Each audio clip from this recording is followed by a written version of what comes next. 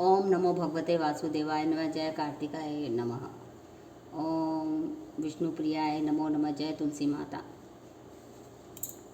राधे राधे राधे राधे राधे राधे। जय श्री कृष्णा, जय श्री कृष्णा, जय श्री कृष्णा।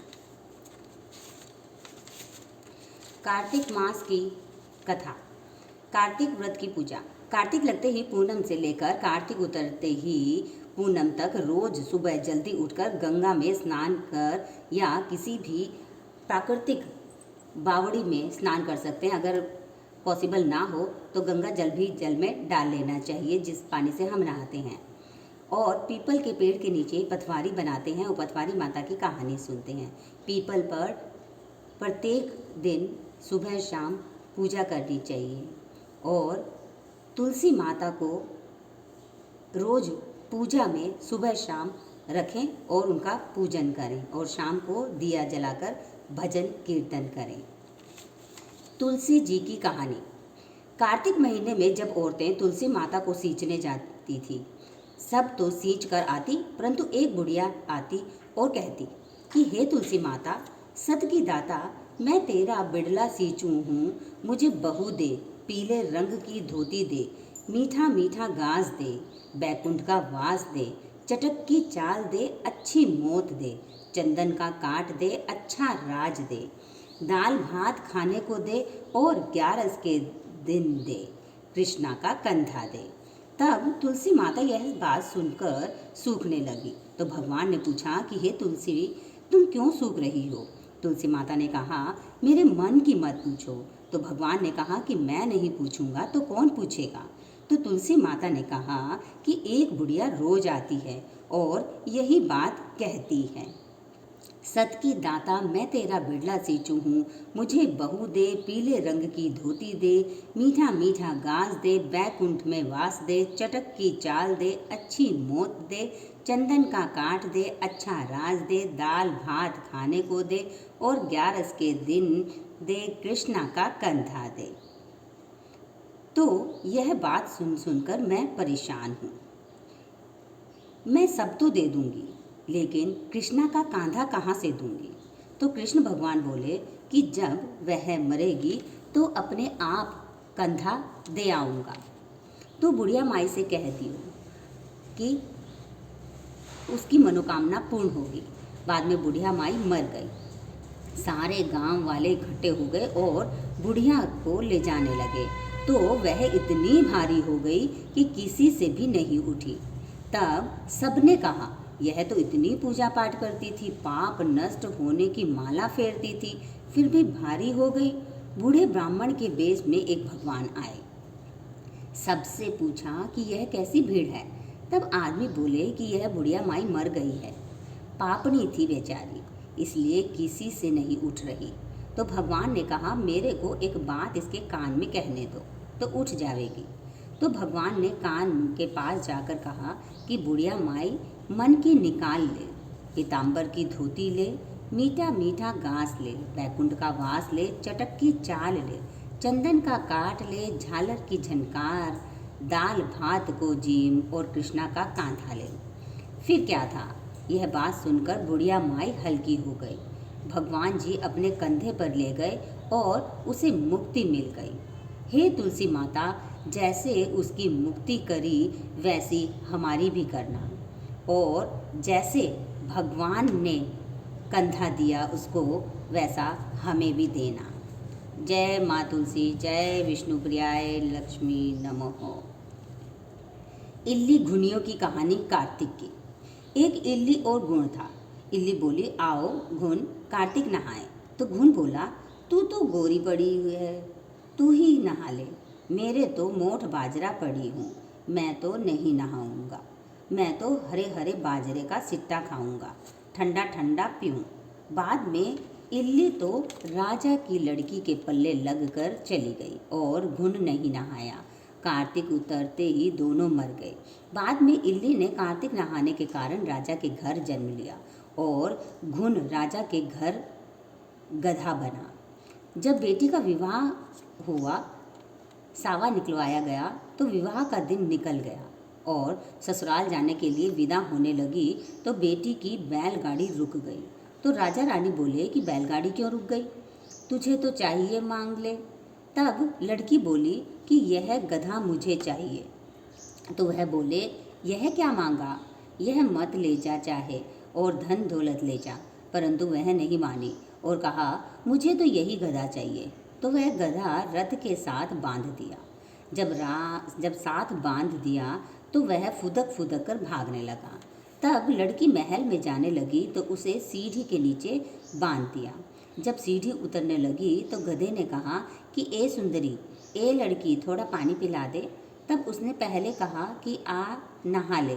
तब तूने कहा था कि मैं तो बाजरा खाऊंगा और ठंडा ठंडा पानी पीऊंगा। तो आपस की यह बात दौरानी जेठानी ने देख लिया और सुन लिया। तो देवर को सिखा दिया कि तू क्या जादूगरनी लेकर आया जो जानवरों से बात करती है। तो वह बोला कि कानों सुनी नहीं मानता, आंखों से देख कर मानूंगा।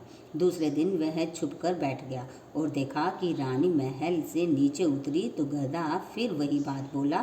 तो रानी ने भी वही जवाब दिया। तब वह तलवार निकालकर खड़ा हो गया और बोला कि तू जानवर से क्यों बात कर रही है, तू बात बता, नहीं तो तलवार से मारूंगा। तब रानी ने कहा कि औरत का भेद मत खोलो। तब राजा ने कहा कि मैं तेरा पूरा भेद खोलूंगा। तब रानी ने कहा कि पिछली जन्म में मैं तो इल्ली थी और यह घुन था। तब मैंने कहा कि आग घुन कार्तिक नहा ले, तो यह नहाया नहीं, जिससे यह गधा बन गया और मैं राजा के पल्ले के लगकर नहाई तो राजा के घर जन्म लिया। इसलिए मैं तो पिछली बात कर रही थी। यह बात सुनकर राजा ने कहा कि कार्तिक में नहाने से इतना फल मिलता है। तो रानी ने कहा कि कार्तिक में नहाने से मैं आपके घर में राजपाट कर रही हूँ। तब राजा ने कहा कि इतना फल है तो हम दोनों अब जोड़े से नहाएंगे और कार्तिक स्नान करेंगे और बहुत दान पुण्य करेंगे, जिससे आगे हमें और ज़्यादा सुख मिलेगा। दोनों जने कार्तिक नहाने लगे तो राजा के घर में बहुत धन संपत्ति हो गई। हे कार्तिक महाराज, जैसा इल्ली को सुख दिया वैसा सबको दियो, जैसे घुन को दिया वैसा किसी को मत दियो। ओम नमो भगवते वासुदेवाय नमः। ओम महालक्ष्मी नमः। ओम विष्णुप्रियाय नमो नमः। पंच भीखू की कहानी। एक साहूकार के बेटे की बहू थी। वह कार्तिक के महीने में सुबह जल्दी उठकर गंगा जी का स्नान करती। वह पराये पुरुष का मुंह नहीं देखती थी। राजा का लड़का भी गंगा जी नहाने जाता था। राजा का लड़का कहता था कि मैं सुबह नहाता हूँ, मेरे से पहले कोई भी नहीं नहाता। जब 5 दिन कार्तिक के रह गए तो उस दिन साहूकार के बेटे की बहू नहा कर जा रही थी और राजा का बेटा आ रहा था। शोर सुनकर जल्दी से जाने लगी, जिससे अपनी मोती की माला वहीं भूल गई। तब राजा के बेटे ने वह मोती की माला देखी तो देखकर कहा कि यह माला किसकी है। तो इतनी सुंदर माला, इतनी सुंदर है तो पहनने वाली कितनी सुंदर होगी। बाद में सारी नगरी में ढिंढोरा पिटवा दिया कि जिसकी यह माला है वह मेरे पास 5 रात आएगी, तब मैं उसकी ये माला लौटा दूंगा। और खुद वहाँ तोते का पिंजरा टांग कर बैठ गया। सुबह साहूकारनी की बहू आई तो पहली पैड़ी पर पांव रखा तो बोली कि अगर मेरे में सत है तो इसे नींद आ जाए। और भगवान ने उसका सत रख दिया और उसे नींद आ गई और वह नहाकर चली गई। राजा का बेटा उठ बैठ गया और तोते से पूछा कि क्या वह आई थी। तो तोते ने कहा, हाँ वह आई थी। तो वह कैसी है। तो तोता बोला कि अप्सरा जैसी बिजली, होली जैसी झलकामड़ी, गुलाब जैसा रंग। राजकुमार ने कहा कि आज तो मैं अंगुली चीर कर लेट जाऊंगा, फिर मुझे नींद नहीं आएगी दर्द के मारे। दूसरे दिन वह अंगुली चीर कर बैठ गया। जब वह आई तो भगवान से प्रार्थना करने लगी तो इतना कहते ही राजकुमार को नींद आ गई और वह नहा कर चली गई। तब उसने उठकर तोते से फिर पूछा, उसकी कही सारी बात बता दी। तब राजकुमार बोला, मैं आँखों में मिर्ची डालकर सोऊंगा। और रात को मिर्च डालकर बैठ गया और वह आई और प्रार्थना करी, जिससे राजकुमार को फिर से नींद आ गई और वह नहाकर चली गई। तब राजकुमार ने तोते से पूछा कि आई थी क्या वो। तो उसने कहा आई थी। फिर उसने कहा, आज तो बिना बिस्तरे के बैठूंगा, और वह रात को बिना बिस्तरे के बैठ गया। जब वह नहाने आई तो फिर भगवान से वही बात कहने लगी तो राजकुमार को फिर से नींद आ गई। जब वह नहाकर जाने लगी तो आंख बंद करके चली गई। राजकुमार ने उठकर देखा तो वह नहाकर चली गई थी। वह बोला, आज तो मैं आग की अंगीठी लगाकर बैठूंगा, जिससे नींद नहीं आएगी, और वह अंगीठी रखकर बैठ गया। साहूकार की बहू आई तो भगवान से कहा कि 4 रात तो निकाल दी, परंतु आज की रात और निकाल दो।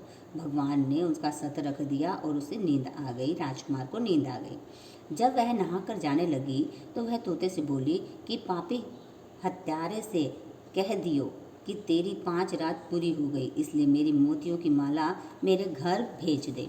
फिर राजा ने तोते से पूछा कि क्या वह आई थी, तो तोते ने कहा कि वह आई थी और उसने अपनी माला मंगवाई है। तब राजकुमार ने सोचा कि वह तो सच्ची थी, उसका तो भगवान ने भी सत रख दिया।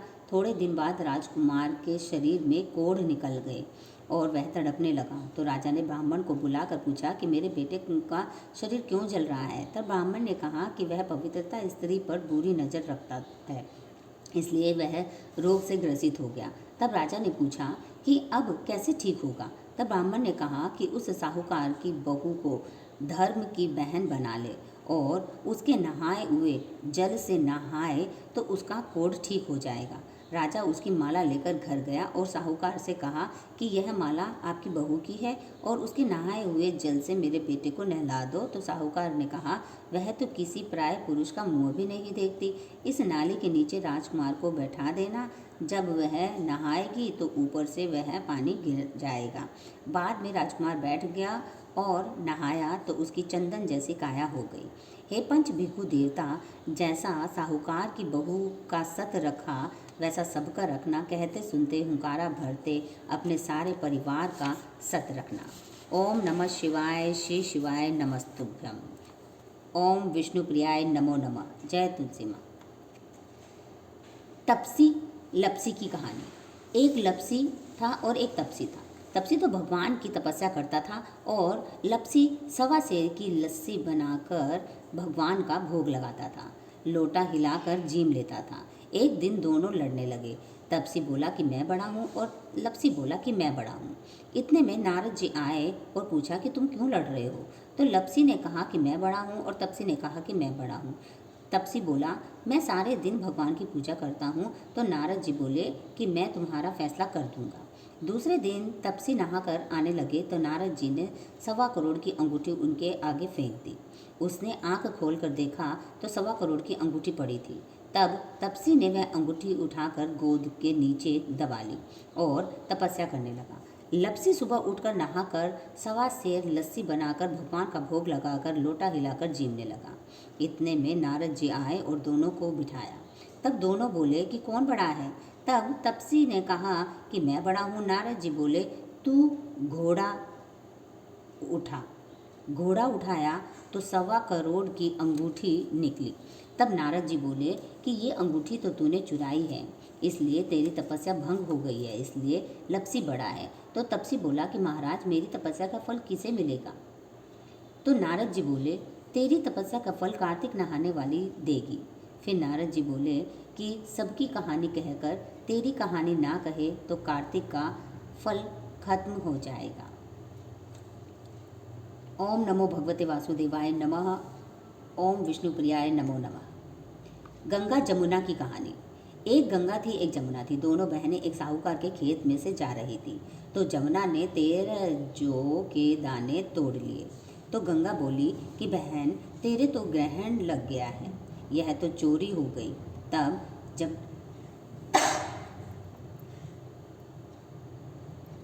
तब जमुना बोली कि बहन, अब ग्रहण कैसे धुलेगा। तो गंगा ने कहा कि 12 वर्ष तक साहूकार के यहाँ नौकरी करे, तब तेरा ग्रहण उतरेगा।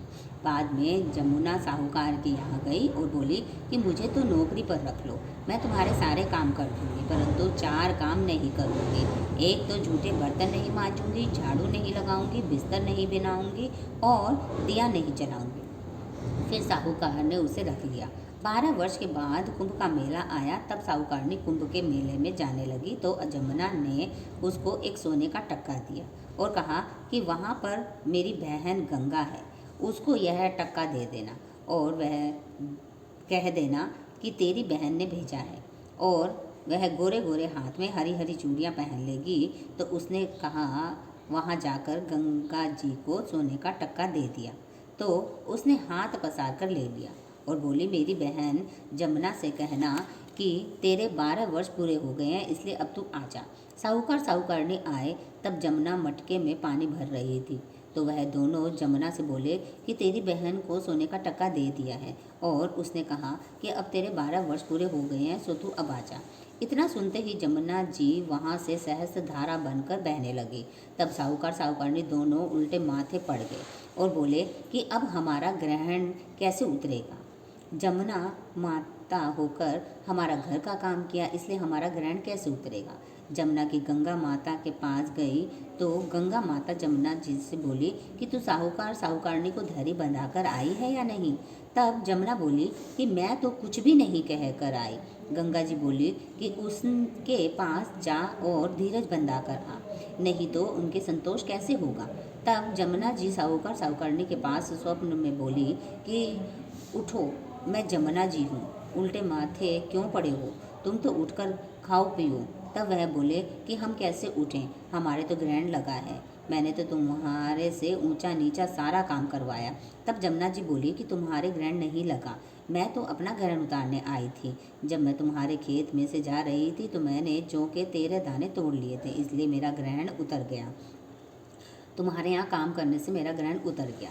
मेरे 12 वर्ष पूरे हो गए, इसलिए तुम्हारी मुक्ति हो जाएगी। उन्होंने उठकर देखा तो सारे घर में बहुत सा धन हो गया है। गंगा जमुना माता जैसा साहूकार साहूकारनी को दर्शन दिए और मुक्ति कराई, वैसे हमारे भी करना और सारे परिवार का करना, कहते सुनते सबका करना। ओम नमः शिवाय, श्री शिवाय नमस्तुभ्यं, ओम नमो भगवते वासुदेवाय नमः, ओम विष्णु प्रियाय नमो नमः। जाटक भाटक की कहानी। एक जाटक था, एक भाटक था। जाटक अपने ससुराल चला और भाटक अपनी बहन के चला। रास्ते में कुएं पर दोनों बैठ गए और जाटक बोला, आ भाई, हम यहाँ पर बसेरा करें। तब भाटक बोला कि मैं तो अपनी बहन को लेने जा रहा हूँ। कुछ देर रुकने के बाद जाटक भी अपनी ससुराल चला गया। जाटक के ससुराल में सब कोई बहुत लाड़ चाव करने लगे और भाटक अपनी बहन के गया तो उसके घर में आग लग गई। वह दोनों फिर कुएं के पास मिले। तब जाटक ने पूछा कि बहन की क्या खबर है। तो भाटक बोला कि भाई, मेरे जाते ही बहन के घर में आग लग गई और मुझे अभी तक रोटी पानी नहीं मिली। तब जाटक बोला कि मैंने तो पहले ही बोला था कि नगर बसेरा कर ले, परंतु तू नहीं माना। भाटक बोला, भाई, तेरे नगर में इतने गुण हैं तो अब कर लेते हैं। और दोनों ने हाथ में घंटी और चावल के दाने लेकर नगर में बसेरा कर लिया। फिर भाटक अपनी बहन के गया तो उसका खूब आदर सम्मान हुआ और जाटक भी अपनी औरत को लेने चला गया। रास्ते में वहीं कुआं पड़ा। तब जाटक बोला, आ भाई, अपने नगर बसेरा कर ले। तो भाटक बोला कि मेरे तो माँ है, वह मेरा इंतजार कर रही होगी, जाते ही चूरमा खाने को मिलेगा, तू ही नगर में बसेरा कर। और भाटक भाग कर घर गया। तब भैंस खो गई। तब उसके बाप ने एक लाठी उठाई और कहा कि बहन के यहाँ गया तो आग लगा दी, यहाँ आया तो भैंस खो गई, पहले भैंस ढूंढ कर ला तभी रोटी मिलेगी। उसका सारा दिन भैंस ढूंढने में ही लग गया, परंतु भैंस नहीं मिली। तब बाजार में दोनों मिले। तब जाटक ने पूछा कि भाई, क्या खबर है घर की, माँ की क्या खबर है। भाटक बोला कि आते ही मेरे बाप की भैंस खो गई, मैं उसे ढूंढता रहा। फिर दोनों ने नगर में बसेरा कर लिया। आने लगा तो भैंस मिल गई। भैंस को लेकर घर आया तो माँ बाप से बोली कि तुमने तो उसे आते ही निकाल दिया, वह सारा दिन भूखा मर रहा होगा, और उसे खाना खिलाया। सारी नगरी में ढिंढोरा पिटवा दिया कि सब कोई कार्तिक में पीहर या ससुराल जाए तो नगर में बसेरा करे।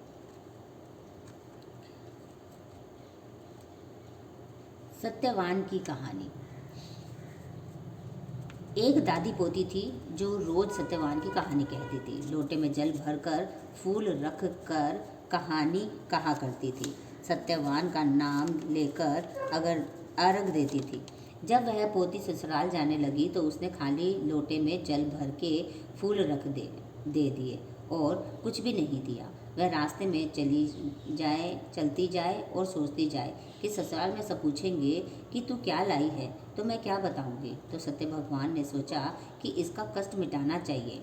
बाद में वह रास्ते में कहानी कहकर अर्घ देती जाए तो हीरे मोतियों की गहनों का भंडार हो गया।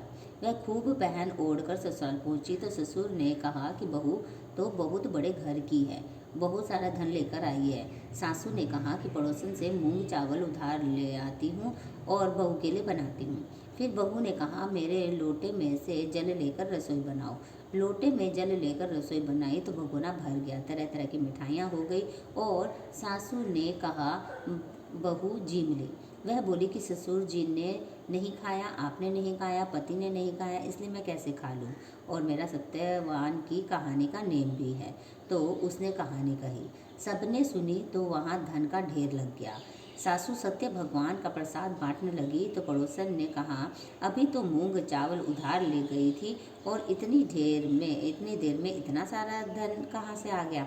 फिर उसने कहा कि मेरी बहू सत्य भगवान की कहानी कहती है, उसी ने दिया है। हे सत्य भगवान, जैसा साहूकार की बहू को धन दिया वैसा सबको देना, कहते सुनते सबको देना।